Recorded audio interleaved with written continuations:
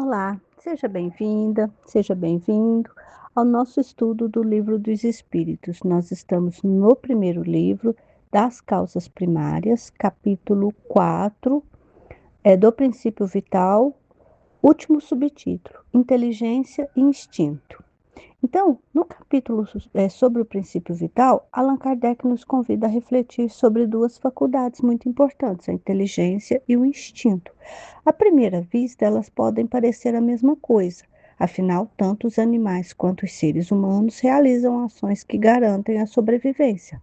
Mas será que inteligência e instinto são iguais? O primeiro esclarecimento é muito importante. A inteligência não é atributo do princípio vital. O princípio vital é o que anima a matéria, né? O que dá a vida orgânica aos seres orgânicos. E é por isso que uma planta nasce, cresce, alimenta, se reproduz, morre. Ela possui vida orgânica, mas ela não raciocina. A inteligência, ela pertence ao espírito. É o espírito que pensa, aprende, cria, faz escolhas e progride. O corpo é o instrumento através do qual essa inteligência se manifesta no mundo material. Kardec explica também que existe uma diferença entre instinto e inteligência. O instinto é uma espécie de inteligência sem raciocínio consciente. É ele que leva os animais a procurarem alimento, construírem seus ninhos, protegerem seus filhotes e fugirem do perigo, mesmo sem terem aprendido essas atitudes. O instinto, ele atende às necessidades da conservação da vida. Já a inteligência, ela permite refletir, comparar, analisar, planejar e decidir. No ser humano, essas duas faculdades convivem. Também possuímos instintos de conservação, de proteção, de sobrevivência, mas recebemos algo a mais, a razão e o livre-arbítrio. É justamente aí que está a nossa responsabilidade. Nem todo impulso ele deve ser seguido, nem toda vontade deve ser satisfeita. Podemos parar, refletir e escolher o melhor caminho. Kardec faz ainda uma pergunta muito interessante. À medida que a inteligência se desenvolve, o instinto diminui? E a resposta dos espíritos é não.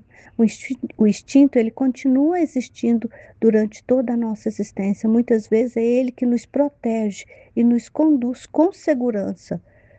Quantas vezes, diante de uma situação de perigo, reagimos imediatamente antes mesmo de pensar? É o instinto de conservação entrando em ação.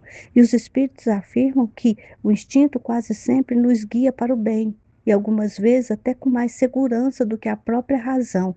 Isso porque a razão, ela pode ser influenciada pelo orgulho, pelo egoísmo, pelo interesse pessoal ou pelas paixões. Podemos passar horas justificando uma atitude que, no fundo, sabemos que não foi a melhor. Já o instinto, quando ligado às necessidades naturais da conservação da vida, é simples e direto. Isso não significa que devemos agir apenas pelos impulsos. A inteligência é um grande instrumento do progresso. Ela nos permite compreender as consequências dos nossos atos, desenvolver valores morais e fazer escolhas cada vez mais conscientes. Por isso, nosso desafio não é abandonar o instinto, mas educar a nossa inteligência para que ela caminhe de acordo com a consciência e com os ensinamentos de Jesus. Jesus é o nosso maior exemplo desse equilíbrio.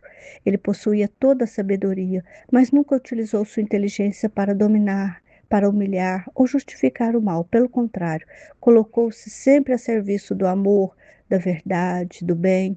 Esse é também o nosso caminho evolutivo. À medida que crescemos espiritualmente, aprendemos a usar cada vez melhor a inteligência para educar os nossos impulsos, desenvolver virtudes e agir com mais consciência. Porque evoluir é exatamente isso, permitir que o espírito governe a matéria, transformando o conhecimento em sabedoria e escolhas em oportunidade de crescimento. Até o nosso próximo estudo.